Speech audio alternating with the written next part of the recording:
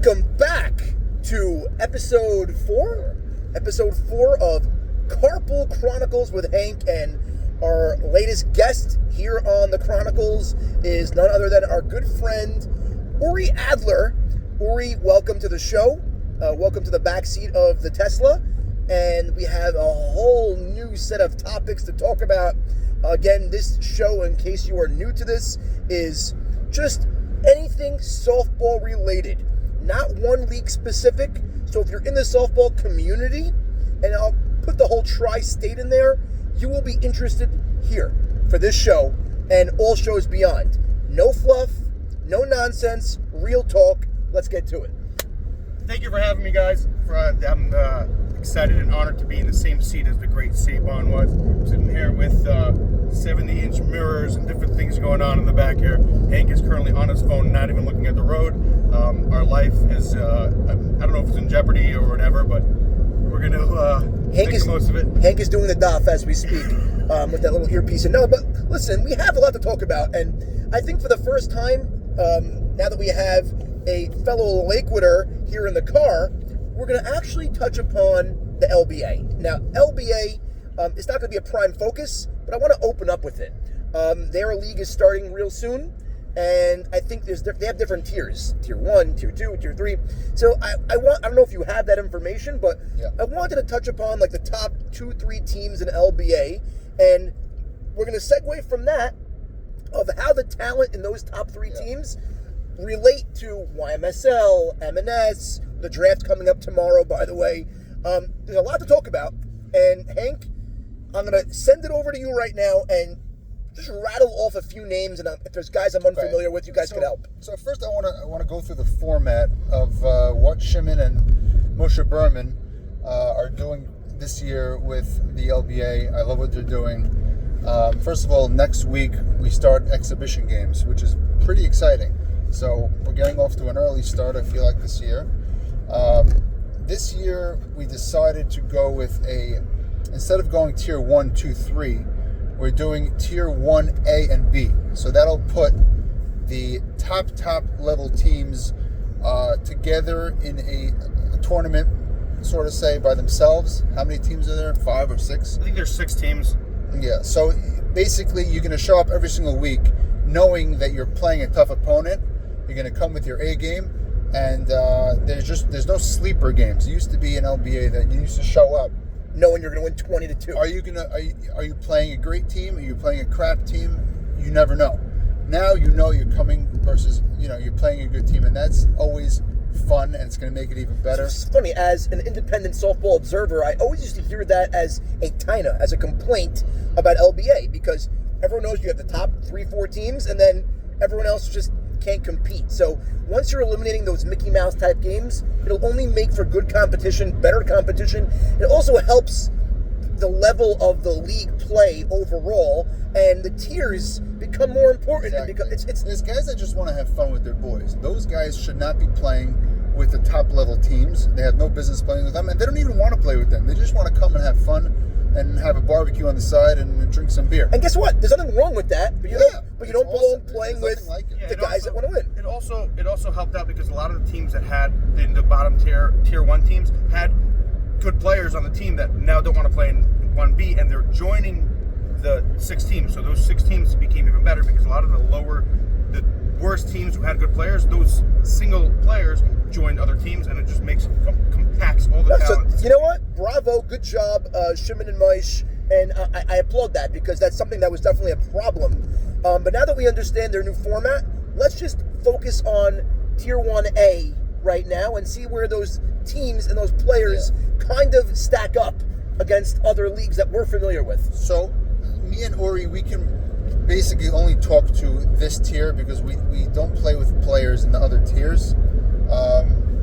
So we're familiar with the teams and the players that we play with normally in the Syrian leagues and in the Ashkenaz leagues. So we'll get to those top 2. Surprisingly, though, there's a lot of overlap. Surprising is a lot of overlap. Well, it's not surprising. I mean, I'll take some credit for this.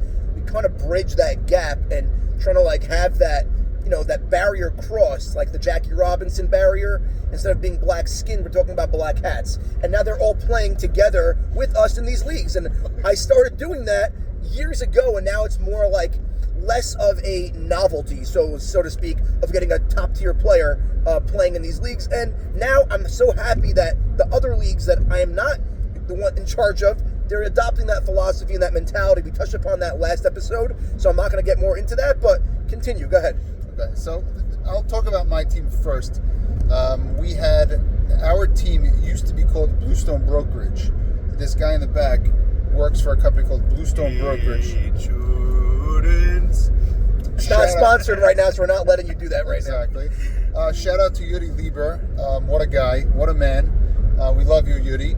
But Uri Adler, who played on that team, and Simcha Adler, decided this year that they Simcard Adler decided that they were going to abandon ship and go play with Yechiel Kleiman and all those clowns. I guess Uri will get to his team after. I love Yechiel, by the way. Yechiel's one of my favorite people.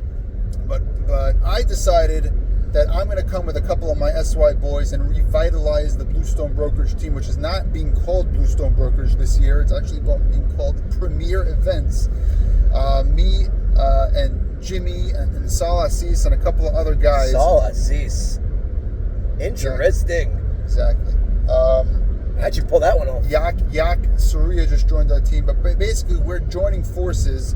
It's kind of like a SY-J-Dub mix with guys like Ali Siegel and Mo Doick and it's like it's like Abramson. It's like a kibbeh. It's a kibbeh with crane on top.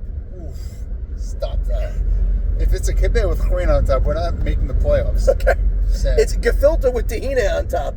Yeah, but it's interesting because in the past years, the SY teams have been an issue that they play M&S and they play other leagues and they don't show up a lot. But I feel like what you're saying now with some of these names, with yourself not playing M&S and Yak not M&S and some of these guys have M&S. I agree. It makes for these guys who might be more it's their primary league. Yeah. A lot of times, and again, we're calling it spade a spade, LBA, because it's the BYOB mentality and because it's almost that secondary league, mindset, because you're playing in a drafted league that, guys come more prepared and more seriously. The fact that they made the switch of how they formatted it, and a lot of these guys, like Uri just pointed out, are not playing M&S this year. It's their primary and only league. They're going to come in ready to, for war every night. So I think it's actually great for LBA. It really is. Yeah, this 6-team format should be very, very, very fun. I think they might be putting in 10 games, and everybody plays everybody twice. And 10 games regular season? I think so, because there's less playoffs because you have less teams. So if you have 10 teams, you have more rounds of playoffs, and you have to save weeks for that. When you have 6 teams, seems like Berman's working overtime right now. That's what it seems like. You have 6 teams. I think one's going to miss the playoffs. You have a 4 or 5 matchup, and then it's similar to what you have in M&S, where 5 teams make the playoffs and YMSL and stuff like that. It's a similar format, and you have less. You need less time for playoffs, so therefore it allows you to have more regular season games. Also, everybody gets to play everybody, and you don't have, I had a weaker schedule, I had a harder schedule, and all those arguments. Yeah, but Uri, my question is attendance going to be where it's supposed to be? Like, I know, Hank, for example, you're dedicated to Night Seder every night. How many of these 10 games are you going to show up to? And how many? Right. And that goes across the board for everybody. Is the attendance level going to be there? Only time will tell, obviously. Yeah. And it just depends on the quality of the games and what I'm seeing. If come week 4 and I'm having a crap time, I'm not going to show up to week 5, but I don't think it's going to be like that. I think it's going to be fun and competitive, and it should be. It's also once a week. It's not like you play twice a week. It's once a week, and beforehand what that day is going to be, and you try to work your schedule to be there. Now, if you have M&S and those could overlap, or M&S and LBA, now you're dealing with 2 nights of the week. You should know. I don't know if you're go out 2 nights of the week. On the waiver of M&S when you register. It says you can't. It takes precedence over any league. Right, and if your mindset is, and I had guys like this, and that's why I put it on the waiver, that if M&S is not your primary league, I don't want you. If you're thinking and you have a Havamina to go play in LBA because your friends are all playing together that night, and you have an M&S regular season night, and if you have that thought process, I don't want you. And we have a waiting list of 50 guys, as you all know, that want to play in diehards to M&S. So it's like you're saying, that might be a problem. That's why I'm bringing it up. Like, there might be an attendance issue with these tier 1 type guys. Do you want to talk a little towards your team? Yeah, my team specifically. Well, wait, tell me more about your team. You only gave me a few 4 guys. Are there any other Ashkenaz guys that we don't know about? I'll give you the rundown. So we have Chatz Katz in the outfield. A lot of power. Uri's played with him for a long time. Pretty good outfielder. Mo Doick. Excellent fundamental player. Great outfielder, good slap hitter. I wouldn't say he's a slap hitter. He has more of a line drive type hitter. Mo is also a beautiful guy. Yeah, we actually have Soli Esses on the squad as well. How many games is he going to show up? Soli, that's on you. Then we got. We'll bring Julia. Then my favorite is Jimmy. Jimmy's my man. I'm actually going to be catching on the squad. Yes, I'm catching. Yak, Ellie Siegel on the left side. Jojo Mamie, who also did not sign up for M&S this year, will be playing. Yeah, but that was a Night Satyr thing. That was a night. That's right. I don't know what his attendance level is going to be. Also, exactly. So he's going to come with his tzitzis and his wool tzitzis over his thing. Well, we love Joe. Joe's awesome. Jojo's a star. And then we have Sa Assis on the mound. Baby. Wild. I actually like your team. It's a good team. Now, Uri, let's segue into your team. So my team is a little different than obviously, as Hank said, I switched over teams. So a lot of these guys that Hank's playing with now, I play Traitor. a lot of years. Yeah. My team, I think I don't know the full details of everybody on the team, but I know it's Heshy Kornfeld's going to be playing first base. Who's Heshy Kornfeld? Never heard of him. Heshy Kornfeld, right? He never pitched. His brother pitched. Oh, his brother. Heshy is probably one of the best defensive first basemen around. Hitting wise, I don't know much, but I know defensively. If he's a hitter, they're going to call him Corn Pop. And I think that was very corny. I think Nussi Yakubovich playing second base. Nussi, wow. And I think Nussi could play the outfield too if you need him. Yeah, I think Yankee Gutman, is the short center fielder. Interesting. Rami Rosenberg is the shortstop. It's funny. Both these teams are all M&S type guys, so it's funny. Rami Rosenberg is shortstop. I'm playing third base. My brother Sim Card is going to be the pitcher. I think Penny Itzkowitz is the catcher. Great catcher. And the outfield. We need to get Penny to play in M&S. The outfield is Yechiel Kleiman, I think, is in left field. Related to Yankee Itz? Yeah, brother. His brother. I don't know Penny. Awesome. I know his other Chesky. brother, Chesky. Yeah, they're all brothers. I don't know Penny. Itzkowitzes. Wow, There's like a Yaeli also, I think there's a lot of them. we're going to go It's family. It's a whole It's team. My favorite family. Literally. Yankee, on the sidebar. Yankee is, if I had to choose one person to hang out with on an island that I'm stranded with, so good. Yankee would be my guy. Any Itzkowitz, you're good. If you get any Itzkowitz, you're good. I'm taking Yankee. He's my guy.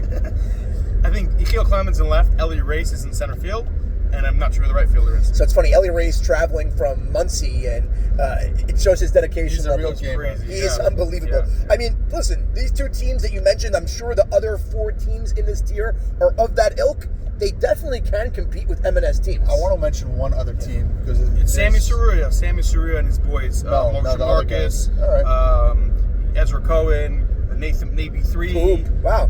Okay, listen, these guys are all guys who are familiar with our any leagues. team that has Sammy Saruya on it is going to compete and be great. We know that. He's excellent. And then there's Nutty's team, right? You're right. There's no Nutty has his team. That's SJG's on that team, I think. They won last year. Yeah. So listen, tier 1A of LBA definitely can play with and compete with. It sounds like any YMSL team and any M&S team. Well, a lot of the players are M&S players, right? And right, guys who have played in the I get past. it. So that's why I'm saying that. So that's a big step up because we couldn't always say that about LBA teams. So the evolution of LBA, I'm impressed. I really am. And I think it's time to move on to this next topic. Well, we have a lot going on. Being number one, tomorrow night's a draft that you are captaining, and I would like to hear a perspective from a captain about this draft. And as most of you all know, we have 2 rounds already completed, and it seems as if there's like a certain point in the draft where captains are all telling me there's a drop-off. So I want to hear from your perspective, where does the drop-off start? And also, it seems like a common sentiment that the elite level outfielder is really like where that drop-off begins. Like after the outfielders are taken, there's a lot of good complimentary guys, but is it going to be a race for the outfielders right now? So I'm going to try to speak as much as I can without showing my cards because the draft is tomorrow night. Misdirect. The drop-off is not necessarily talent. It's more known commodity versus people you don't know or people we haven't seen a lot. That's what I see as more of the drop-off. I mean, some of these guys might be better than some of the known commodities, but which direction do you want to go? Do you want to go with Sam Loudon, who we know what he is, we know he can play right field, we know what he could do? Or would you rather go with one of the rookies that maybe has higher upside, higher ceiling, lower floor? So I think that's more of the drop-off than the other drop-offs. Hank, why are you pulling over to the side? Time out, 1 second. Before you Let me explain why I'm pulling over. They don't know, but we just pulled over in the middle of the highway. Did you make a wrong turn? Basically, when you're on full self-drive on a Tesla and it gives you 3 warnings, you have to make sure that you don't get a strikeout. Freaking Elon. Yeah, it's Elon Musk. So when you stop and you make it a new drive, it resets the whole system. So now, what were the warnings for, though? For not paying attention to the road for some reason. Blame the Chronicles. Exactly. Okay. I thought you're allowed to just self-drive and they don't care, though. They do. That's the reason why this is here. Got it. Okay. Actually, drop off is that the typically a lot of rookie crops are outfield, and we get a lot of outfielders. This year's rookie crop is very interesting. There's a lot of infielders. Right. The left side of the infield stacked. So it automatically makes the outfielder short. Yeah, every team's gonna have 3 outfielders, obviously, but you want to make sure you have the guys you want, and you want to make sure you have an outfield that's strong enough. Yeah, but there are stars available in the outfield that are not taken yet. Again, you don't have to say names, but I will. A guy like Momo Levy's capable center fielder. A guy, and more than capable. Then you have guys like Abramson, who's a known commodity also. There are a lot of players in this draft. I mean, I don't have the list in front of me. You can pull it up if you want. And I did the outfield report that dropped yesterday, where there are plenty of players. There's not a ton, though. There's not a ton of outfielders. I There's think plenty. Maurice is right. There's plenty. And defensive outfielders. There's plenty. Real defensive outfielders. No, you are incorrect. There are plenty. I feel like there's plenty of infielders. No, it's the same amount. There's enough for every team to have everything. If you want to pull it open right now, There's pull it plenty. open. There's plenty. I don't want to throw names out because Show it to me. I'll talk about the names. Give me the list. Okay. Okay, come on. While they do this, I want to talk a little about where the league is lacking and where the league is stacked. The round 3 and 4 and 5 are going to be a little slim in terms of those known commodities that are always in the league. Shut your mouth. You ready? Shut your mouth. Go. I'm going to give you names right now that are available names that are more than known commodities, that are more than holding their own in any outfield position. Are you ready? We're going to start. These are undrafted players. Alan Jamal can play center field. Isaac Sasson can play center field. Victor Abadi can play right field or left field. Yossi Abramson, worst case scenario, you're putting him in center, can play the corners really well. Kushner, Momo Levy. What about Kushner? Kushner, what about him? Left field, you can play the corner. Albert Zolta, you can put him anywhere. Leo Setton, more than capable outfielder. There are plenty of names. Loudon, Shimmy, if you want to put him in the outfield. There are guys out here. What are you talking about? Keep going. I mean, I don't have to keep going. It's not a lot. There's not a lot of spots. There's only 7 teams. What are you talking about? And time out. And almost all teams have an outfielder already on their team. Sam, you just need 2 more. If you would go through the infield list, you'd get a lot more impressed with what you see defensively. I get it, but there are also hybrid type guys. Like you could put an Ellie Harari. You could put him in right field also if you want. It's come on, Carlos Sabati's playing center field. Carlos Sabati's playing. I didn't even mention his name because I have him as an infielder. I'm not saying it's weak. I'm saying compared to the infield positions, you can get a shortstop in the 9th round. Right, I get it. That's how stacked. So I always talk about you get a Whamma that's not a sacrifice. Right. So you're right. Which is why I'm elaborating and illustrating that the way I see it going is the next 2 rounds is going to be all of the outfielders taken, and then you're going to get a guy like Whamma in the 10th round, then put him at short center field, and you're like, oh my goodness, I just got a stud. You're going to see outfielders like Alan Jamal and Sasson going in the next 2 rounds. Fine, and they're not heavy. but that's why. Bats, but I always tell this to everybody, which is incredible. Wait, but Haron, I always tell you, I called you Haron, you know I'm serious. Okay, fine. Not all drafts are created equal. Where there is stacked at a certain position, that's where they go later. It's Moneyball. Every draft is different. So like you said a great line to me the other day. The way things are going nowadays is the big bat commodities are being taken because these defense-only guys are all available. So like Saul Fallis is going to go now. That's it. And in a draft where there's a million bats and there's no defenders, Saul Fallis goes in the 5th, 6th round. It's different. Every draft is different. YMSL, the reason why Saul Fallis went so early, right, on my team, Stratton Oakmont, is because you can get a Ruby Saka in the 10th round. Correct. And he's great defensively, but he doesn't even come with the bat. So it depends on the draft. So this draft specifically, the outfielders are going to go soon, but I think there's enough to go around. I'm happy with so that's a the lot key. of them. You said an important factor. There's enough outfielders to go around where no one's going to be screwed. And not only that, every team, I mean, there are wild cards at the pitcher position, obviously, when it comes to Benhamu, who's a all-around athlete type, and but you always can have a backup also in place on your team, like a Ralph Hannon, who's not a primary pitcher. Every team's going to have a pitcher that's capable. Every team is going to have outfield that is more than capable, and I think infield is going to be super stellar this year on every squad, even if you mess up completely on the draft, you stumble upon a great pick on the infield. Yeah. So that's really the breakdown of the draft. But there's going also into teams it. right now that don't have, you have to know, because like certain teams, like I have Nutty on my team. Nutty is an elite center fielder. I know that my outfield is not going to be terrible no matter what happens, because you have Nutty out there. Yeah, but dude, if you were taing an Alan Jamal with your next pick, for example, it makes you the best outfield in the league. your outfield is ridiculous. Correct, but a guy like Saban who has Zach and Yitz and himself, he doesn't have an outfield. Yeah, but he always can get an Isaac Sasson, Yeah. and always can get a Kushner, He could. and always can get another. There's a million of those, not a million of those. But There's enough of when my those. center fielder is Nutty, I don't have to have an Alan Jamal on the left. You're right. I can have a different outfield, and I'm still good. So your draft strategy is different. I get it. I get it. Every team is different. You're all going in with your own strategies, and we're not accounting for trades. And I know there are quite a few trades brewing. I know I cannot divulge information because people confide in me, and I don't want to lose that source that I have. Saban's calling. No, I'm kidding. So either way, exciting times ahead. M&S Draft, always a fun time. Tomorrow night, everyone is welcome. Not just M&S draftees. Everyone is welcome at the West Deal Synagogue Social Center. There's plenty of space, no food or drink allowed, but a gorgeous setup will be there. There's a whole fan gallery where we expect a full crowd to be there. And not only that, obviously captains and their co-captains that they already drafted will be there as well. So we're looking forward to an amazing night tomorrow night. I want to say two things about the draft. First off, I want to be very direct and candid with this man, Sammy Sutton, and Max Sutton, the commissioners of the league. There's a lot of pushback on this pitcher's rule. Understood. That they locked in, that every single team has to take only one pitcher and can only take one pitcher, and it has to be before the 8th round. If you don't take, so let's just clarify. If you don't take a pitcher, it's automatically slotted on your team. Slotted on your team in the 8th round. Now, I'm hearing complaints from the pitchers in this draft. Obviously. Because those are the only people that are complaining. Look at a guy like Salah Cease. He is saying that he's the best bat in the league. So now if he was a DH, he was saying that he should go in the 1st round. Reel it back. That's how good he thinks his bat is. I don't know if it is that good. Slow your roll. Reel it back a bit. I'm not done. Okay, keep on going on your rant and your diatribe. I'm going to finish. Okay.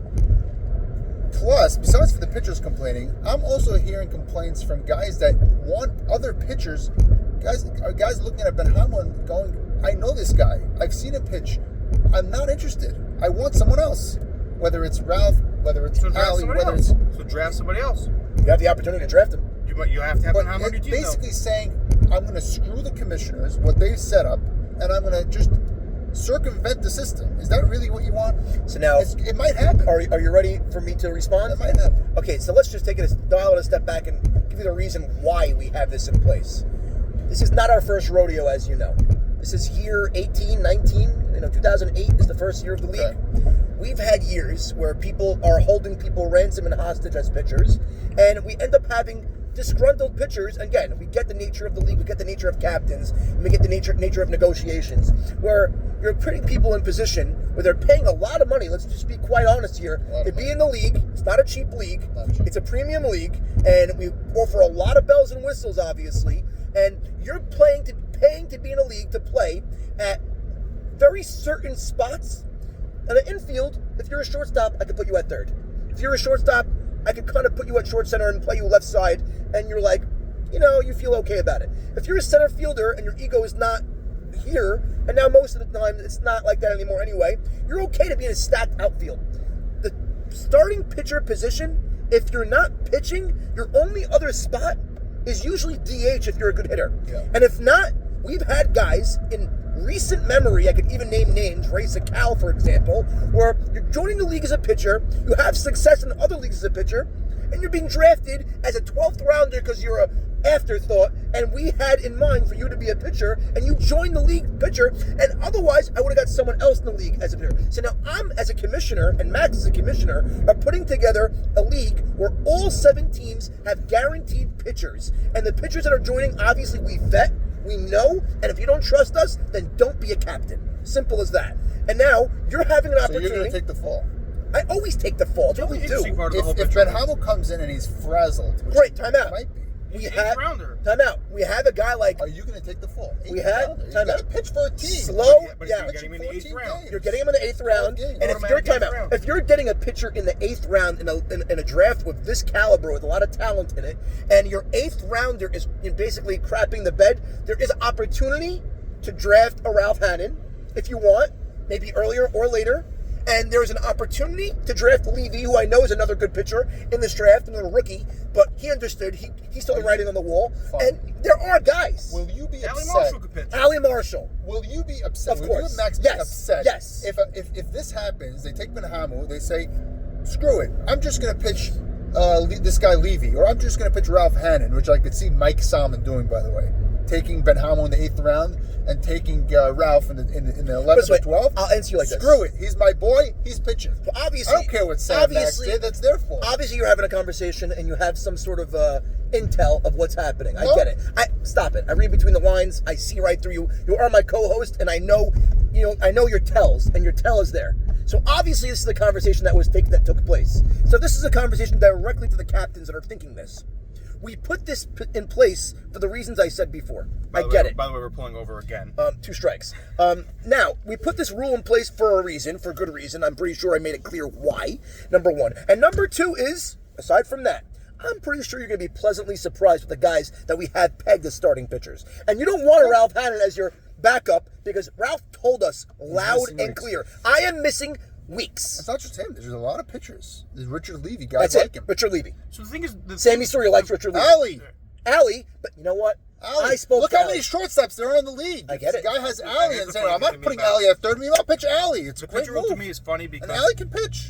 let's say as soon as that 6th pitcher goes, that last year doesn't have a pitcher automatically has an 8th round pitcher. Yeah. Meaning, even if somebody likes Ben Yeah, Hamill, but that's great. Abe Saka's the 8th pitcher, so 3rd, 4th round, Ben Hamill goes 5th round, 8th round, you're in the thing.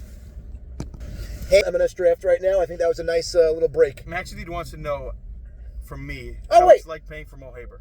Okay, so you're Mo Haber's topic, the next topic, and then the topic we're going to close it out on, I think, is that what was that chat he wants to talk about? That team he wants to talk about? Marine Park? Marine Park. Fall chat. Marine Park Fall Ball team /chat. So first, give us a inside, behind the scenes look at how it is and what it is to play with Papa Maurice Mo Haber. But it's got to be unfiltered, and you got to give us the voice notes. Everything. Yeah, Everything's. but I don't want to hear the We don't Uri. want to hear this stupid.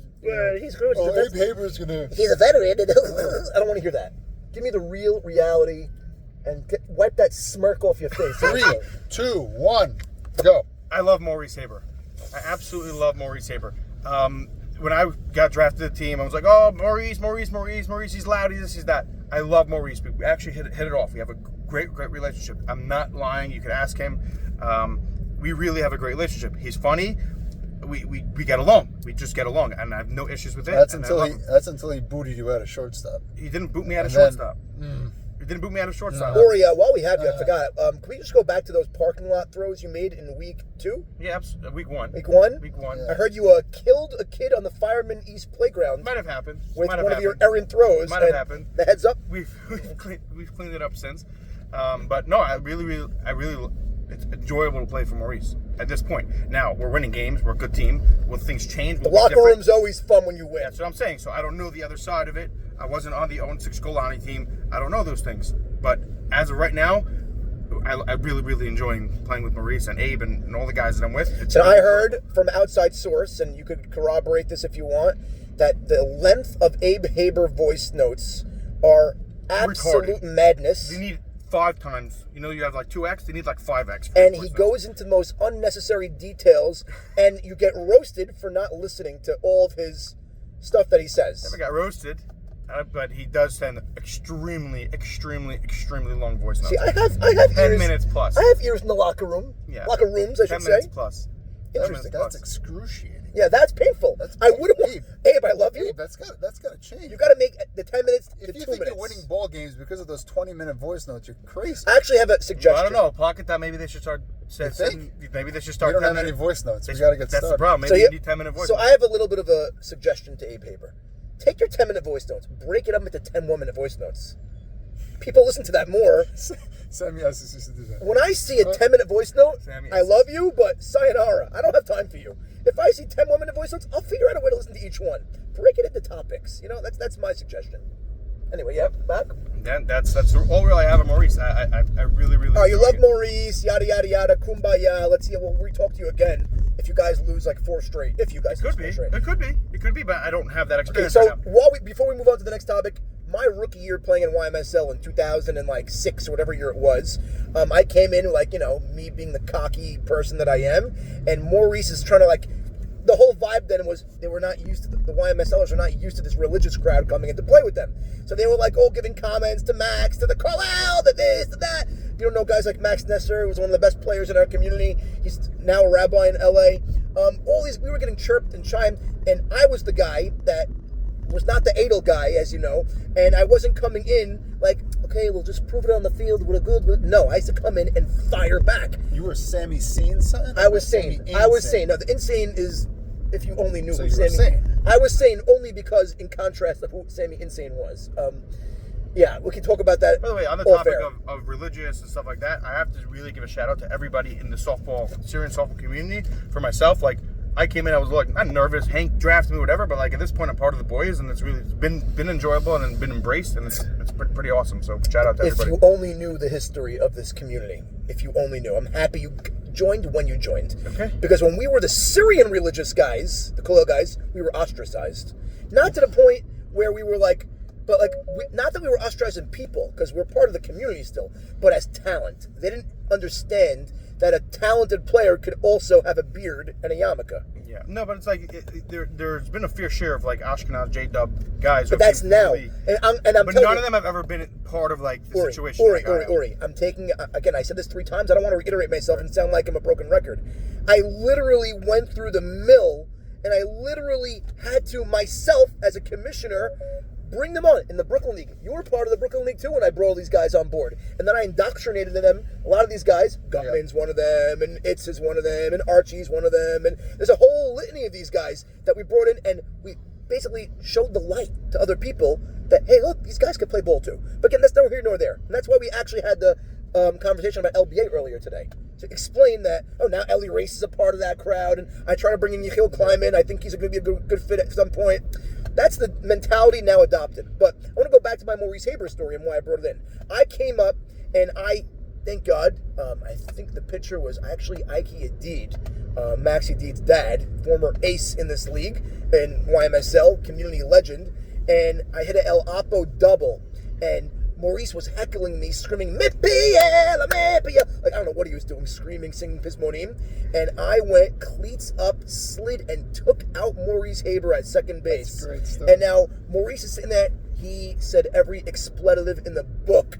And me, not really caring, I stood up over him, and I looked at him over him, and I said, can I help you up?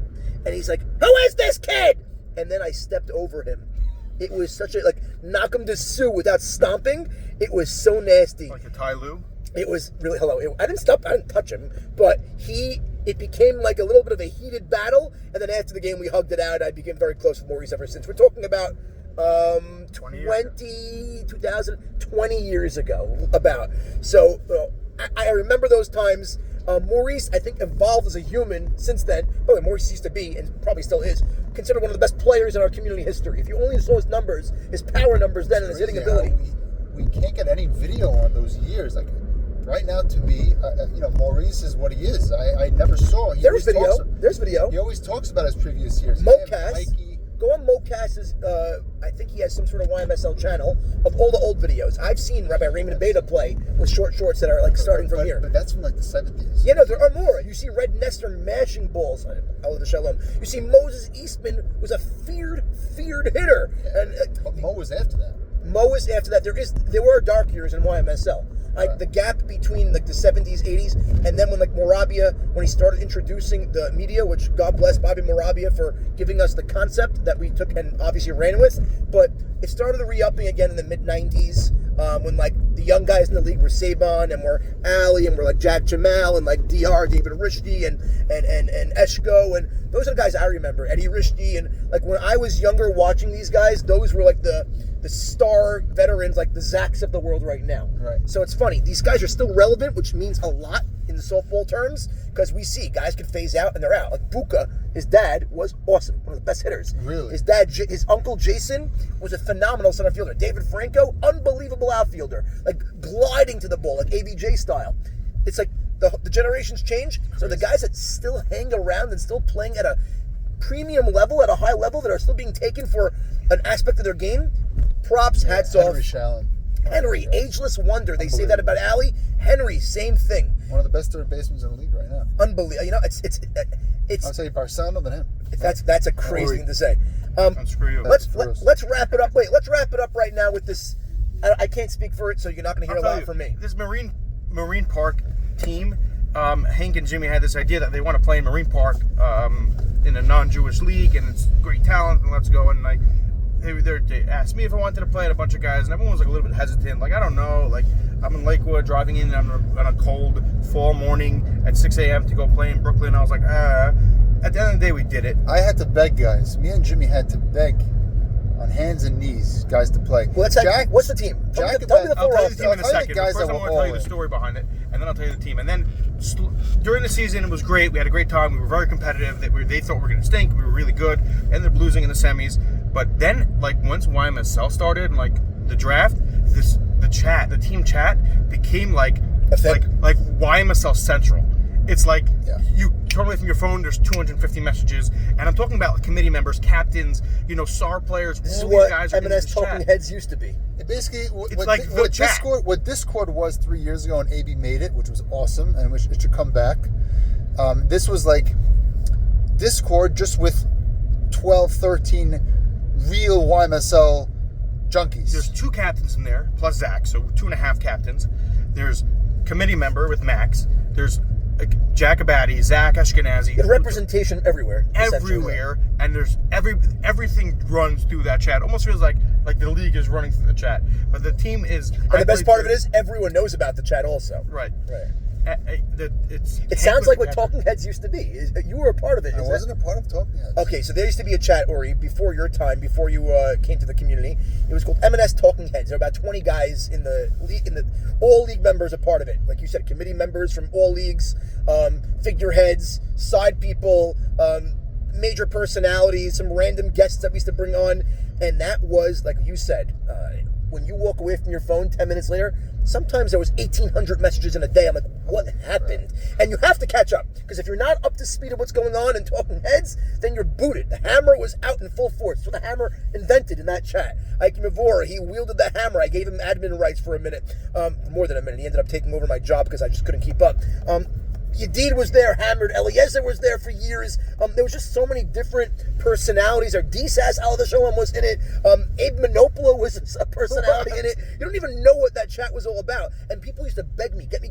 If you're not involved, you're not negay the parsha, you're out. So it sounds like that used to be, I think, the year you mentioned, 2018, is when the heyday was of that chat. Still in existence, but we don't use it. Is that what it is right now for the fall ball chat? Yes, and also it helps because a lot of these rookies, they always talk YMSL. Rookies have a hard time with YMSL. There's 2 rookies in YMSL right now from the Ashkenaz community who are actually playing really well to start their careers in YMSL, and I think it's partially because of the chat, because they feel much more comfortable coming into the league. They know a lot about the league. They're on a chat with Jack Abadi and Zach Ashkenazi and Maxi D and Edmund Beta and all these guys that they feel very comfortable. They came to the league feeling comfortable. I think it really helped them. 100%. The team was Hank was catching, Jimmy was at first base, Romy Rosenberg was at second base, short center was Saul Cohen because Jack Abadi was shortstop. I played third. Left field was Solly Esses. Center field was Ellie Race. Right field was Nutty. We had Edmund and Max on the mound. Zach had his arm hurt, right, so he was DHing. Zach why was Nutty in right and Race in center? Is Race a better center fielder? They're all 3 of those guys can play center field, no problem. We know that, but I'm asking the alignment. Because the nature with these guys is that they all rope to right field. Got it. We're playing got it. They rope to right field, so we put the competition we're playing against. It's a different level of Dominicans, talent. Italians, yes, everything. So how'd you guys stack up? Did you ever win? This is the first year we played, and they thought we were going to be terrible, and they purposely were putting us against their best teams to start with because, like, oh, you'll see how good it is. And like the first week, we won Max threw like a shutout and 1-0. We won. And then you automatically our pitching and defense was far better. Who was better, Edmund or Yadid? Okay, so I was catching behind the plate from the perspective I was at. Max indeed had a ridiculous season. His control was pinpoint. Max where was I put my pitching on glove, swimming level. Where I put my glove, that's where the ball went. High cheese level. I'm not saying Edmund didn't pitch great. Edmund also pitched great. So Max basically, pitched one game, without hurting the feelings of Edmund, you're saying Max pitched better than Edmund. Max pitched better than Edmund that We season. also played better defense behind Max. But that's, by the way, so? sometimes that's to do with the pitcher It's also. always a thing. Like Edmund, like I was playing with Edmund YMSL now. And the first week, I threw a couple into the parking lot, and it's always like when Max was pitching, I played Gold Glove defensive. Maybe you feel like you have more responsibility to play better defense. No, the pitcher. no, it's just like this weird thing that when Edmund played, I couldn't make a play, and now like the first week YMSL, I continued because Edmund's the pitcher. But Interesting. Now it's settled down. I'm looking at the time. We're at 43 minutes. It's the longest we ever recorded the Carpool Chronicle. So I can go for another hour. We can go on forever, but I want to cap it here because right now 45 minutes. Let's just end it off with a quick. What do we call it? The road rage rant. Okay, so we had an argument. I have a problem, and I don't know what the problem is, but I love littering on the road, and I know it's wrong. I know it's wrong. So niche. But like, not on the highway, but like when we're driving, it's like tossing things out the window, and I have to break the habit, and I got shambled by you. I mean, go ahead, illustrate what you said before we went on air. You try to be as God put you in this world to refine your midot. Yeah, you have to become a better person. No, I know it's wrong. You're 38 years old. No, and That's you're what you love throwing about it. You love the garbage. fact that it's wrong. 39 Right. years old, and you're throwing garbage out of your window. You can't wait 2 First of all- minutes to go to a garbage can, and it's the least you can do. It's disgusting. So you should know I've been respecting you, and if you only saw the amount of cans of garbage that's in the side of Hank's The car. amount of cans that my wife had to extrude from my car window was. So I've been holding she shouldn't back. be doing I that. stopped By the way, littering. my front seat of my car is a garbage can. Yeah, it's Just like stacks disgusting. up. It's like Michael. And once a month. It's like Michael Scott's fillet of fish boxes all over. There's thousands of them. And Ryan's like, "Are these all yours?" Yeah. Yeah, that's what my car looks like. But Oh no, but so I agree, but I'm just saying it's a habit that I have to break, and I appreciate you as a co-host helping me break that habit, but it's still a guilty pleasure of mine. However, I get it, I understand it, and I think we're gonna wrap it up on that. Just some random thoughts I like to throw in at the end. 45 minutes, pretty solid. Hope you all enjoy. Hope this gets circulated around. Pretty sure we kept it clean aside Subscribe, hit the bell, right? aside from come you, to the draft tomorrow night. Aside from you going to the bathroom on the side of the road, middle of this video, I'm pretty sure it's a clean episode. Golden content. By the way. Yeah, I'll Golden see you. content. Anyway, I love you all. See you next time. Draft tomorrow night.